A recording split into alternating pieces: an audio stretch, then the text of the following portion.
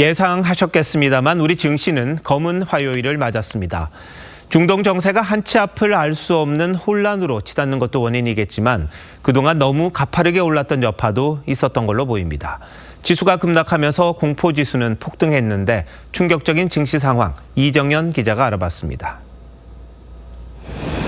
미국의 이란 공습 이후 나흘 만에 문을 연 코스피.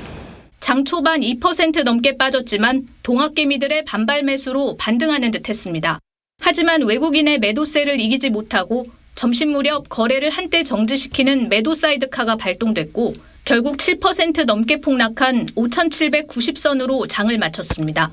오늘 하루 빠진 지수만 452포인트, 증시 역사상 최대 낙폭이었습니다. 일본과 중국 등 아시아 주요 증시도 일제히 하락했지만 어제 쉰 우리 증시는 이틀치 충격을 모두 반영했습니다.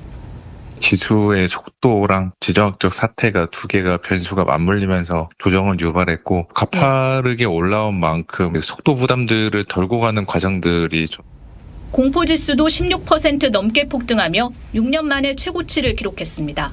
삼성전자와 SK하이닉스 등 반도체 대장주도 10% 안팎으로 추락했습니다. 반면 반사이익이 예상되는 방산과 정유, 해운주들은 급등했습니다. 외국인이 5조 원 넘게 팔아치웠고 그 물량을 개인 투자자들이 고스란히 받아냈습니다. 원달러 환율은 단숨에 26원 올라 1,466원까지 치솟았고 한국거래소 금현물도 4% 넘게 뛰었습니다.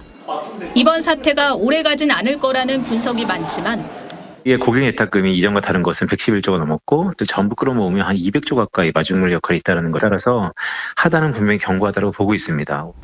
전쟁이 장기화하면 우리 경제의 에너지 의존도가 높은 만큼 조정폭도 상대적으로 더 클 거란 우려가 나옵니다. TV조선 이정현입니다. 중동이 흔들리면 국제유가가 요동칩니다. 오늘 하루만 6% 넘게 올랐다는데 러시아의 우크라이나 침공 당시 수준인 배럴당 $100 이상까지 오를 수 있다는 전망도 나옵니다. 석유를 원료로 쓰는 업종은 물론이고 반도체와 디스플레이 같은 전기 사용 비중이 큰 업종들까지 비상입니다. 장동욱 기자의 보도입니다. 휴게소 출구가 막힐 정도로 주유소에 차량 행렬이 길게 늘어섰습니다. 기름값이 오르기 전에 연료 탱크를 채우려는 생각에 마음이 급합니다. 많이 오를 것 같아서 오늘 많이 넣는 거예요? 다른 날보다 조금 더 넣었어요? 가득 채우는. 네네네. 얼마까지 올라갈지 이제 기약이 없으니까. 이란에 대한 미국의 공격이 개시된 후 국제 유가가 가파르게 오르고 있습니다.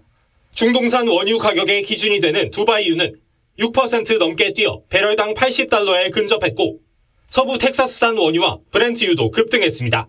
서울 휘발유 가격 역시 국제유가 인상분이 다 반영되기 전인데도 껑충 뛰어 1,800원 선에 근접했습니다. 중동산 원유 통로인 호르무즈 해협이 막히면 국제유가는 지금보다 40% 더 올라 $100 선을 돌파할 수 있다는 전망이 나옵니다. 기업들은 비상입니다. 특히 정부 주도로 구조조정에 나서고 있는 석유화학 업계는 원가와 물류 비용 상승으로 직격탄을 맞았습니다. 유가가 오르고 이게 또 환율 방어에도 좀 더 어려움이 생기잖아요. 네네. 국내 물가 관리도 잘 안 되고 석유화학 산업 쪽의 구조조정이 좀 아무래도 AI 산업 급성장에 따라 생산 시설을 대폭 늘리고 있는 반도체 업계 역시 중동발 에너지 위기로 전기 요금이 오를 경우 경쟁력이 흔들릴 수 있습니다. 삼성전자와 LG전자 등 우리 기업들은 중동 주재원들을 인접국으로 대피시키고 사태 장기화를 대비한 비상체제에 들어갔습니다. TV조선 장동우입니다.